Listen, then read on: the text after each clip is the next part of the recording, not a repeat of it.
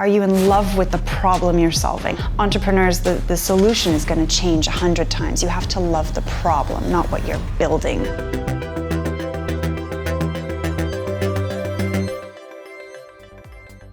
Welcome to The Big Question, the series from Euronews, where we chat to some of the most brilliant minds in business. Well, in this episode, we're chatting to Roxanne Varza. She's the director of Station F, the world's biggest startup campus, and it's based here in Paris. Well, we're going to be delving into how easy it really is or not to be a startup in Europe and to be successful. So welcome to you, Roxanne. Thank you. Thank you for joining us. Roxanne, you grew up in Silicon Valley, possibly the most famous place in the world for startups. But just for the audience as well, just tell us about what made you come to Paris instead to create this Station F. It's kind of a bit of an odd journey because I think many people think, well, if you like startups, you should stay in Palo Alto. And I actually was born and raised in Palo Alto.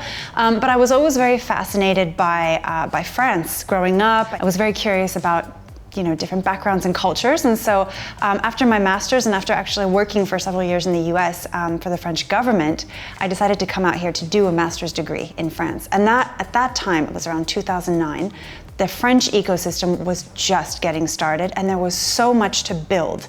And I found that thrilling. And I've watched it just blossom ever since.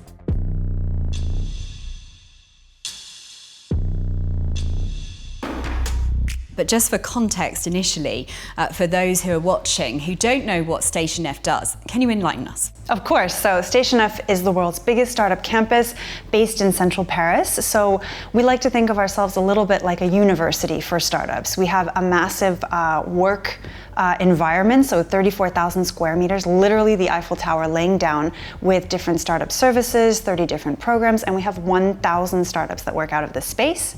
And we have another number of extensions, including where you and I are currently sitting in our co-living facility for 600 people that live here. It's incredible, you said there how many incubators you have under one roof. I'm not sure if you have this figure to hand, but how many startups have come through Station F since it was established? So we opened over 6 years ago and we've had over 6,000 companies go through. How has it changed since? It has maybe done 360-degree change, so I think everything has changed. I mean, when I moved out here, obviously it was a different president, it was a very different geopolitical situation. People who wanted to start companies were leaving France and going primarily to Silicon Valley. And I would say now we're actually, I wouldn't say we're seeing exactly the opposite, but we're actually seeing people wanting to move here. Some people are coming from Silicon Valley, some people that have no ties to France. And I would say that France is kind of rising to the forefront of European ecosystems.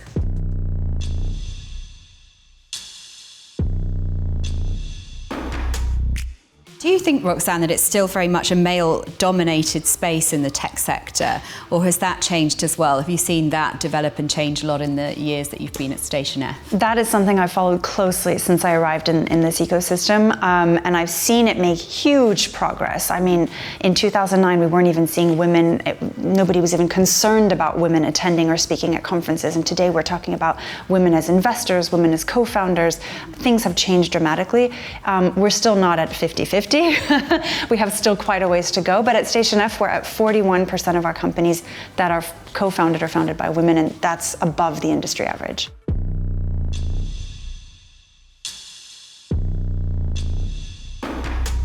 And there's some suggestions that European startups are less successful than, say, their US counterparts, for example. What do you say to that? I hate that. I don't think that's true at all. I do think our ecosystem is simply less mature.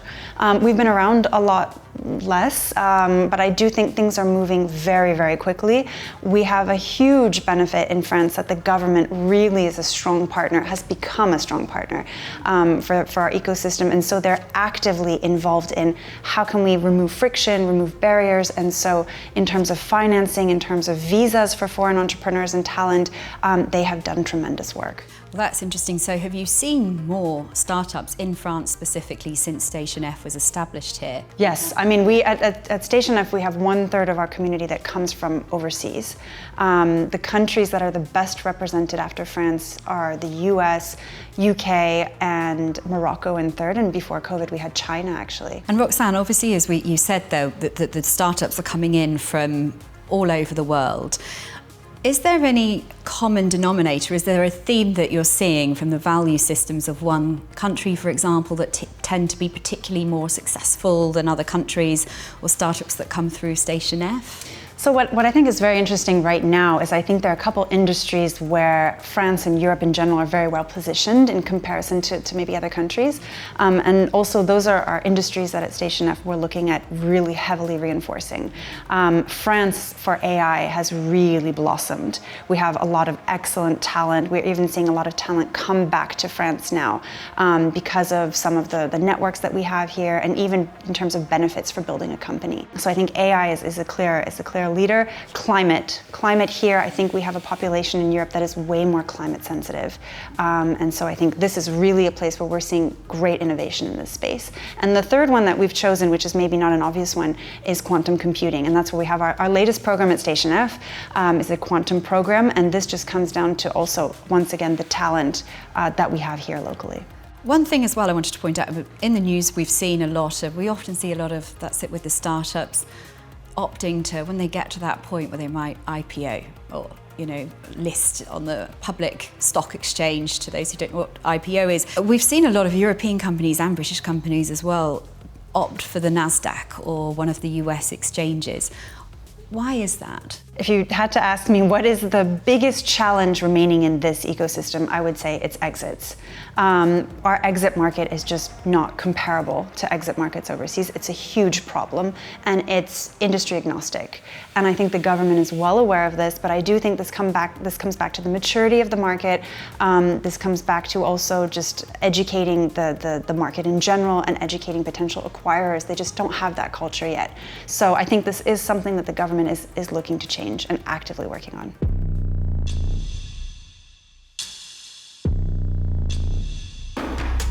And talking of talent, you have had a unicorn that came through Station F, which, to those who don't know, a company is valued over $1 billion. Your first unicorn in 2022, a company called the Hugging Face. Tell us about this company and how did it achieve its huge success? So Hugging Face is an incredible story because they started from day one at Station F. They were there from our opening, and they were doing something completely different from what they do today. They were in the B2C space. I think they were doing something for adolescents, a kind of AI-based chat solution for adolescents. And they ended up discovering that a lot of businesses would probably have the same technical needs that they were struggling with to build their product. And so they pivoted to what they do today, which is essentially something very similar to GitHub for machine learning. It's kind of a platform where everyone can find different things around machine learning.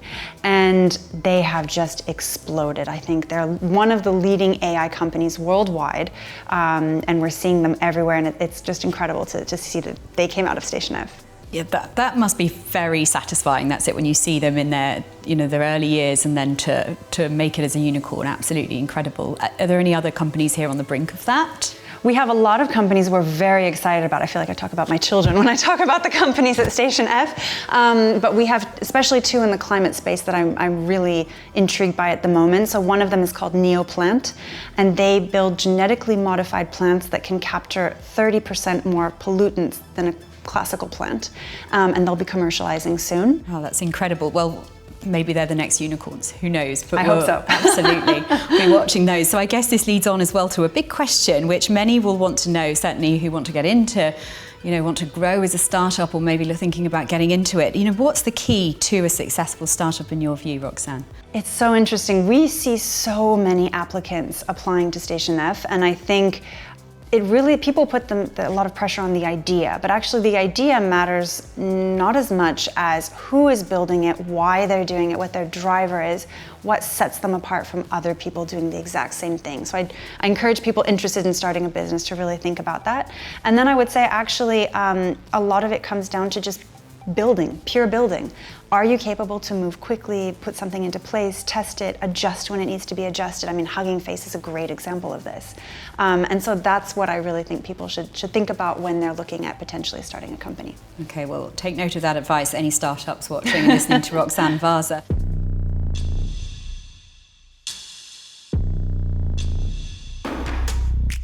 And what excites you now, Roxanne, with it all? I mean, with Station F, and what do you love the most about the environment that you're working in? I think it's a very exciting time to be an entrepreneur in France. I think this ecosystem continues to amaze me. It continues to rise. And right now, I think with all of the interest around the three sectors I mentioned, AI really blossoming, climate attracting people to build really meaningful businesses, and quantum, which is just on the forefront of tech innovation, I find this is a very exciting place to be. And in this time, Roxanne, what have you learned? There must have been, of course, there's triumphs, but there's failures too. What have you learned in your time here at Station F?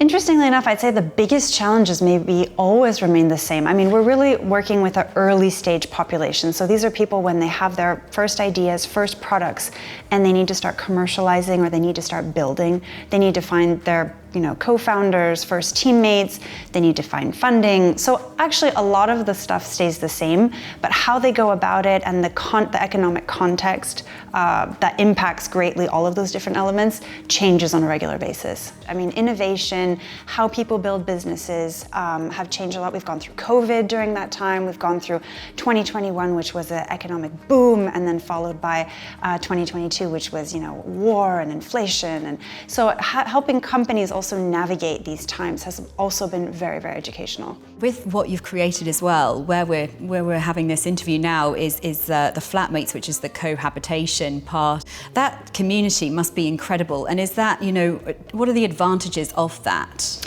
I think it's a huge support network. So flatmates also is really meant for people who are not based in Paris, and finding a flexible housing solution for entrepreneurs in Paris is very hard. So we actually saw in the first few years of Station F how difficult that was and built this as a response. So today we have 600 people living here in shared apartments, and I think that also brings together a closeness outside of the office that a lot of entrepreneurs overlook. We talk about burnout, we talk about all kinds of things that people experience as entrepreneurs. They can actually find that support in the home by people who are living similar things or have lived them already.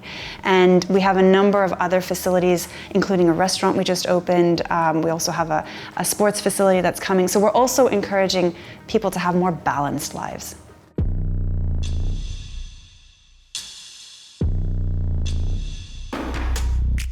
And if you were to give the startups advice, Roxanne, let's narrow it down to 5 tips, if we can. Only 5. Only 5. What would you suggest are the 5 key things? What are the 5 key things you would say to a startup in order to be successful? 5 key tips. Well, I think the real issue that I have is that when we think about success in the startup ecosystem, everyone tends to think about the same things, but without actually really thinking about, is it meaningful or even relevant to their own business? Everyone thinks about funding. We think about becoming a unicorn. Does it make sense to raise funding for your business? Not every startup is actually necessarily relevant for VCs or private investors. So I think we've kind of got this tendency of just following what others have done. So I would say that's the first thing to think about. The second thing comes a little bit back to what I talked about earlier, but it's also it's more not just what sets you apart, but are you in love with the problem you're solving? And I think so many people have talked about this, but we see it over and over again. Entrepreneurs, the solution is going to change 100 times. You have to love the problem, not what you're building necessarily. And then I think the last piece of advice I would give is just start. Because I think that's a hurdle, and a lot of people put pressure on themselves. They don't think that they have the right profile. At Station F, that's something we work on a lot. And we actually have the Fighters program for people coming from all kinds of diverse and underprivileged backgrounds.